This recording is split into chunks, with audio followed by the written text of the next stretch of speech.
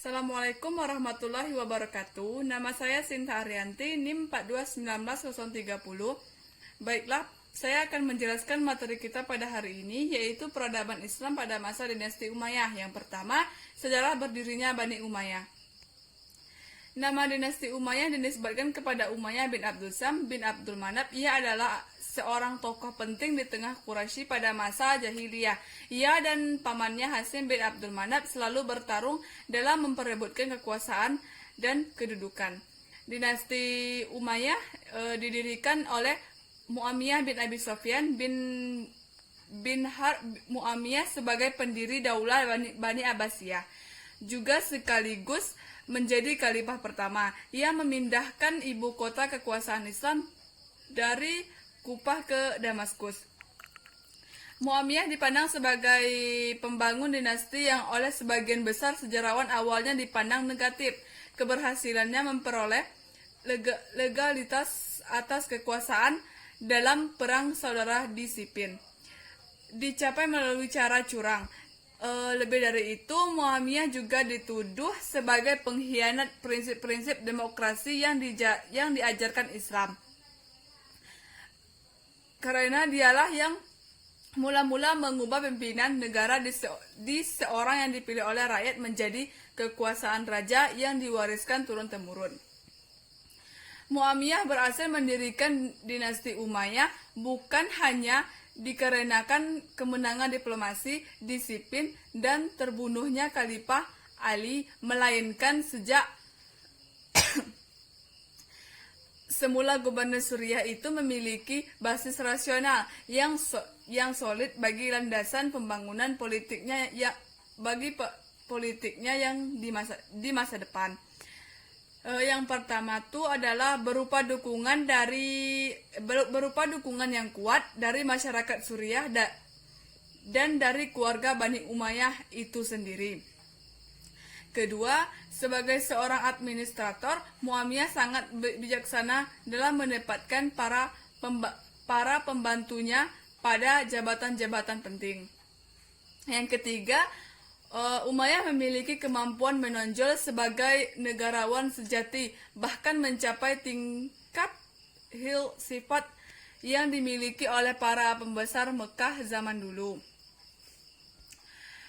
Selanjutnya, saya akan menjelaskan tentang khalifah-khalifah pada masa Bani Umayyah. Para sejarawan umumnya sependapat bahwa khalifah terbesar dari Daulah Umayyah ialah Muawiyah, Abdul Malik, dan Umar bin Abdul Aziz. Yang pertama, Muawiyah bin Abi Sufyan. Muawiyah bin Abi Sufyan adalah bapak pendiri dinasti Bani Umayyah. Dialah tokoh pembangunan yang besar. Yang kedua, Yazid ibnu Muawiyah. Yazid tidak sekuat ayahnya dalam pemerintahan. Banyak tantangan yang dihadapi, antara lain ialah membereskan pemberontakan kaum Syiah yang telah membalat Husain sepeninggalan Muawiyah. Yang ketiga, Muawiyah bin Yazid.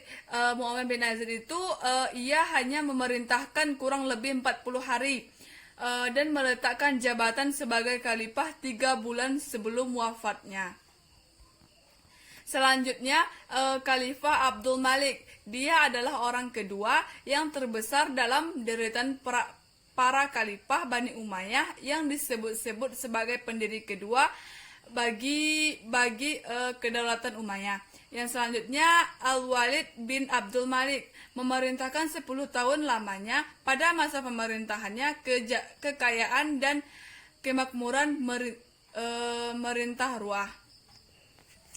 Yang ketujuh, selanjutnya Sulaiman bin Abdul Malik. Khalifah Sulaiman bin Abdul Malik dibenci oleh rakyatnya karena tabiatnya yang kurang bijaksana itu. Yang selanjutnya, Umar bin Abdul Aziz. Adapun khalifah yang besar ialah Umar bin Abdul Aziz. Meskipun masa pemerintahannya sangat singkat, nama Umar merupakan lembaran putih Bani Umayyah dan sebuah periode yang terdiri sendiri, mempunyai karakter yang tidak terpengaruh oleh berbagai kebijaksanaan Daulah Bani Umayyah yang banyak disesali. Yang selanjutnya, Yazid bin Abdul Malik.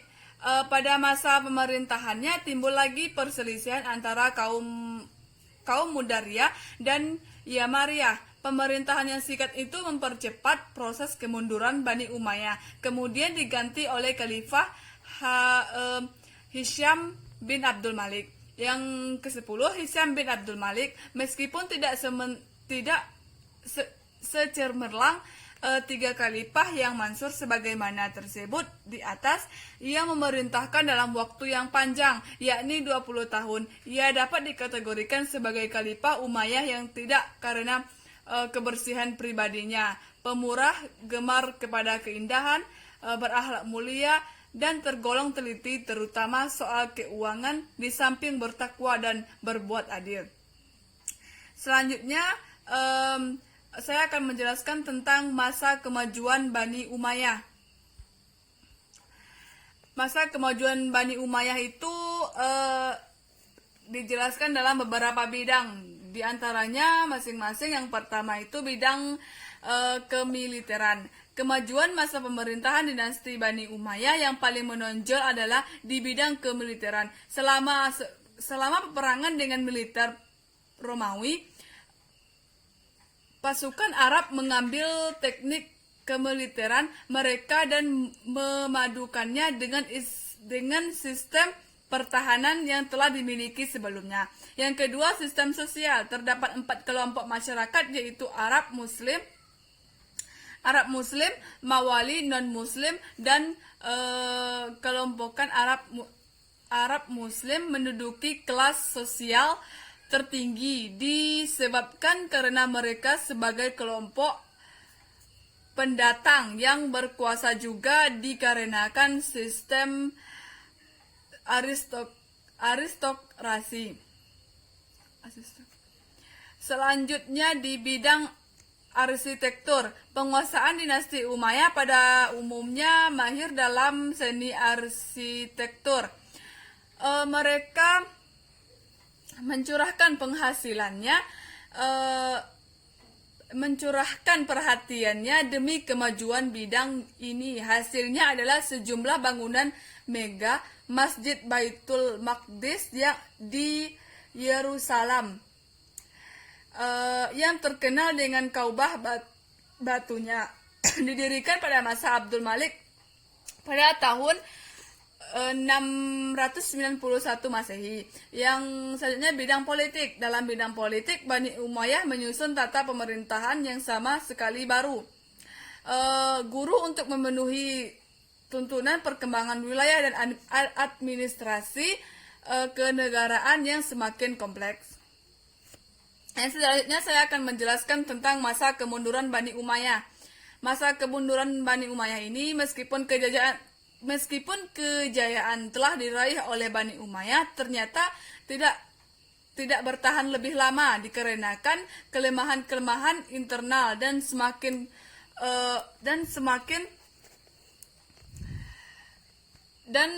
semakin kuatnya tekanan dari pihak luar.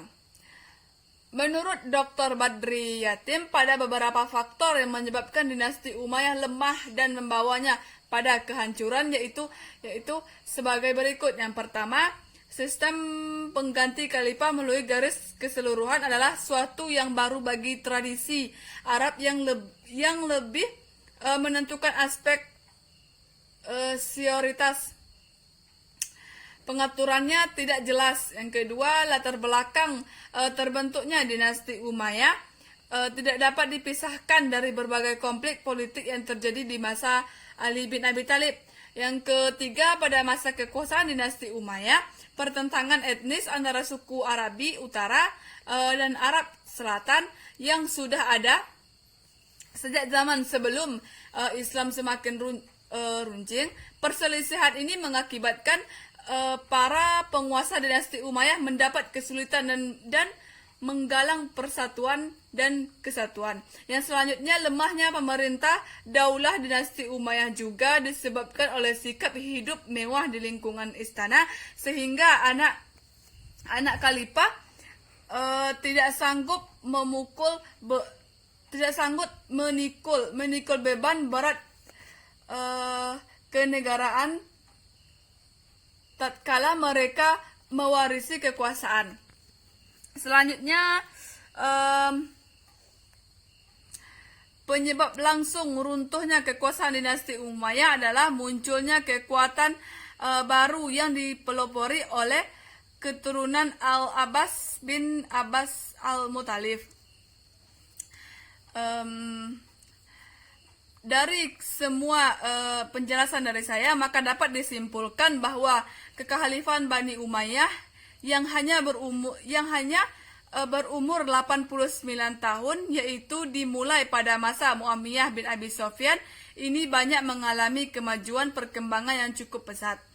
Selanjutnya, pada masa Muawiyah bin Abi Sufyan ini, perluasan wilayah yang berhenti pada masa Khalifah Utsman bin Affan dan Ali bin Abi Thalib tidak lanjutkan kembali. Yang ketiga, kesimpulannya itu ekspansi ke barat secara besar-besaran dilanjutkan di zaman Al-Walid bin Abdul Malik. Masa pemerintahan Al-Walid adalah masa ketentraman, kemakmuran, dan ketertiban. Sekian penjelasan dari saya. Jika ada kekurangan dan kesalahan, saya mohon maaf. Assalamualaikum warahmatullahi wabarakatuh.